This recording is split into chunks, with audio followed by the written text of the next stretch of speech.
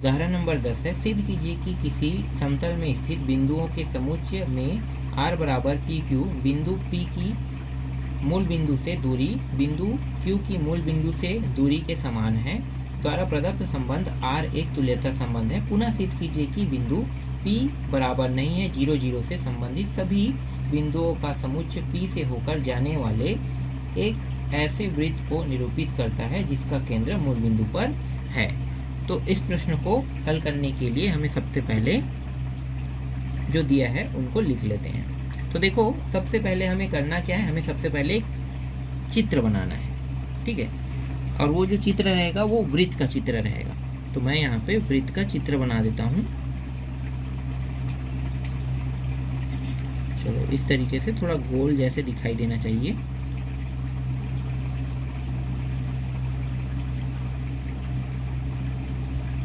ठीक है, ये वृत्त का चित्र है। यहाँ पे सबसे पहले हम लोग मूल बिंदु लेते हैं। मूल बिंदु लिए, अब मूल बिंदु से अगर मैं एक वृत्त काटता हूँ, ठीक है, वृत्त काटता हूँ, तो वृत्त काटने पर यहाँ पे जो बिंदु हमें मिल रहा है ये P बिंदु है। फिर कुछ दूरी पर मैं यहाँ पे एक और वृत्त, मतलब वृत्त नहीं, यहाँ पे वृत्त तो ये खुद है, चाप का हो, है ना। O से एक और दूसरा यहाँ पे चाप काटता हूँ और इस बिंदु को मिलाता हूँ तो यहाँ पे Q बिंदु मिलता है। और फिर एक और चाप काटता हूँ तो यहाँ पे मुझे T बिंदु मिलता है इस चाप पर, और ये रहा हमारा मूल बिंदु। अब जो दिया है उसको मैं यहाँ पे लिख लेता हूँ। दिया है R बराबर पी क्यू बिंदु P की मूल बिंदु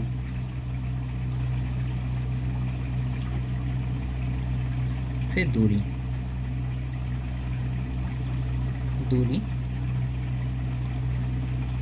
और क्या दिया हुआ है, Q की मूल बिंदु से दूरी समान है। कि मूल बिंदु से दूरी समान है। ये जो है, ये प्रश्न जो है वो दिया हुआ था, ठीक है। इसका मतलब क्या होता है, बिंदु P की मूल बिंदु से दूरी Q की मूल बिंदु से दूरी समान है। इसका मतलब ये है कि ये जो OP है ना, OP है, इसके दूरी के बराबर ये OQ है। मतलब यहाँ पे अगर समझा जाए तो OP दूरी के बराबर OQ है, यही ये कहना चाह रहा है। अब सबसे पहले स्वतुल्यता हम सिद्ध करेंगे। स्वतुल्यता सिद्ध करने के लिए हमें सिर्फ एक बिंदु को देखना है। चाहे मैं यहाँ पे P ले सकता हूँ, Q ले सकता हूँ या T ले सकता हूँ, है ना। कि इनमें से किसी को भी मैं लेना चाहूँ तो सिर्फ मैं इसमें से एक बिंदु को ही लूंगा। तो बिंदु P को ले लेते हैं। बिंदु P जो है वो समुच्चय A का क्या है, एक अवयव है के लिए। तो OP, ये जो रेखा है OP, ये अपने आप पर ही क्या हो सकता है, बराबर हो सकता है। मतलब अपने आप के साथ ये संबंध स्थापित करेगा। तो OP के साथ संबंध स्थापित कर रहे हैं। इसका मतलब क्या होगा, इसका मतलब होगा कि यहाँ से अगर मैं P लूँ और यहाँ से मैं P लूँ, देखो O जो है मूल बिंदु, तो O को लिखने की जरूरत नहीं है, सिर्फ यहाँ पे जो अवयव है उसको लिखना है। तो अवयव क्या है, PQT, है ना। देखो इस वृत्त में PQT है, तो यहाँ पे सिर्फ मैंने P का ही जिक्र किया है, मतलब जो स्वतुल्य है उसमें P का जिक्र किया है। तो P से देखो यहाँ पे P है, यहाँ पे P है, तो P जो है वो P के साथ संबंध स्थापित करेगा। तो इसका आपको इस तरीके से लिखना है। फिर फॉर ऑल जितने भी P है वो सभी समुच्चय A का क्या है, अवयव है। समझ में आ रहा है अवयव का मतलब। तो समुच्चय जो A है इसको इस तरीके से लिखते हैं, और फिर P है ना, इस तरीके से इसमें बहुत सारे P हैं। तो यही ये बताना चाह रहा है। इसलिए R A में स्वतुल्य है। क्लियर। सम्मित अब सिद्ध करो।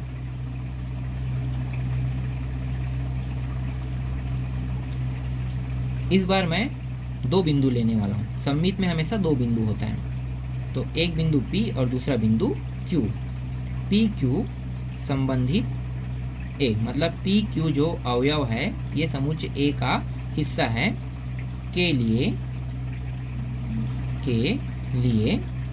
पी क्यू संबंध स्थापित कर रहा है ना। पी क्यू जब संबंध स्थापित करेगा तब हमें दो रेखाएं देखना है। मतलब ये जो ओ पी है, ओ पी की दूरी जितना है उतना ही ओ क्यू की दूरी होगा। क्यों? क्योंकि ये ओ जो है क्यू जो है, देखो यहाँ पे क्यू नहीं, यहाँ पे क्या है, ओ है ना। ओ जो है वो केंद्र बिंदु है, तो कौन केंद्र बिंदु से अगर हम त्रिज्या काटते हैं तो ये जो त्रिज्या है ना, त्रिज्या जो है वो बिंदु पी से जाकर मिलता है। तो त्रिज्या की दूरी हर जगह क्या होगा, जितने जगह चाप काटेंगे उतने जगह बराबर रहेगा। तो त्रिज्या की दूरी हर जगह बराबर है। मान लो यहाँ पे 2 है तो यहाँ भी 2, यहाँ भी 2, मतलब ओ से पी की दूरी 2 है, ओ से क्यू की दूरी 2 है, ओ से टी की दूरी भी 2 है। तो इसी तरह मतलब इसी के तहत ओ पी, देखो ओ पी बस को अकेला नहीं लिखेंगे, ओ पी लिखेंगे, है ना। और ये इसको कैसे लिखेंगे, ओ क्यू लिखेंगे, ओ क्यू। इस प्रकार से अगर मैं इसको पलट दूं तो क्या दूरी बदल जाएगा, नहीं बदलेगा ना। तो पलट देते हैं, ओ क्यू ओ पी दोनों भी बराबर हैं। तो क्यू पी, देखो यहाँ से क्यू निकल जाएगा, यहाँ से पी, तो क्यू पी संबंध स्थापित कर रहे हैं। जितने भी पी क्यू है वो सभी समुच्चय ए का क्या है, अवयव है। इसलिए आर ए में समीत है। क्लियर? संक्रामक देखो, अब संक्रामक सिद्ध करते हैं। माना, देखो एक बिंदु को मान रहा है इसलिए मैं यहाँ पे माना लिख रहा हूँ ना। पी और क्यू तो पहले ही दिया हुआ है, लेकिन जो टी है यहाँ पे जो चित्र है इसमें मैंने टी बिंदु भी लिया है। तो टी को क्या करेंगे, यहाँ पे लिख लेते हैं, ठीक है। इसको हमने माना और ये तीनों समुच्चय ए का क्या है, एक अवयव है के लिए। तो ये P और Q पहले लिख लेते हैं। तो P Q संबंध स्थापित कर रहा है और देखो ये P और Q संबंध स्थापित कर रहा है, फिर Q से T संबंध स्थापित करेगा। तो ये Q से T ये भी संबंध स्थापित कर रहा है। इसको और कैसे लिख सकते हैं, देखो P है मतलब इसको OP लिख सकते हैं, बराबर OQ लिखेंगे।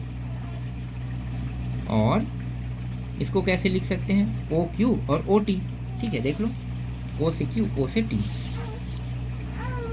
O से Q बराबर O से T, इस तरीके से लिख लेंगे, ठीक है। ये हो गया।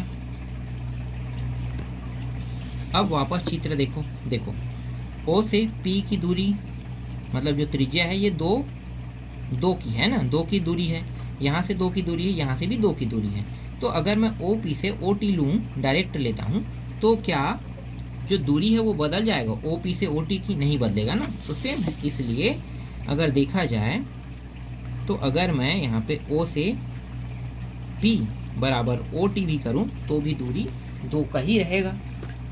तो अगर यहाँ पे दोनों की दूरी 2 का ही हो रहा है तो इसको मैं कैसे लिख सकता हूँ, PT लिख सकता हूँ, बिल्कुल लिख सकता हूँ। तो PT संबंध स्थापित कर रहा है, ये R रहेगा, सॉरी, संबंध स्थापित कर रहा है जितने भी P Q और T है, ये सभी के सभी समुच्चय ए का क्या है, समुच्चय ए का एक अवयव है। इसलिए R ए में संक्रामक है, ठीक है। इसलिए ये R जो है वो A में क्या है, संक्रामक है। ये भी सिद्ध हो गया। अब दूसरा भाग है ना, द्वितीय भाग को भी हल कर लेते हैं। समुच्चय ए जो है ये पहले भाग के लिए था, समुच्चय। अब जब भी हम दूसरा भाग लेंगे तो हमेशा समुच्चय ए से समुच्चय बी में चले जाएंगे। तो द्वितीय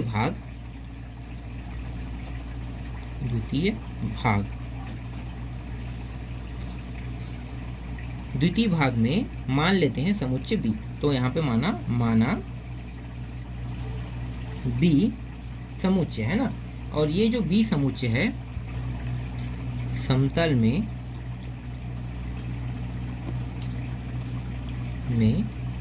P बराबर O है ना, P बराबर O ये बिल्कुल भी नहीं हो सकता, ठीक है। P बराबर O बिल्कुल भी नहीं हो सकता। क्यों नहीं हो सकता, मैं आपको एक बार और दिखा देता हूँ। देखो देखो, P बराबर O हो सकता है क्या?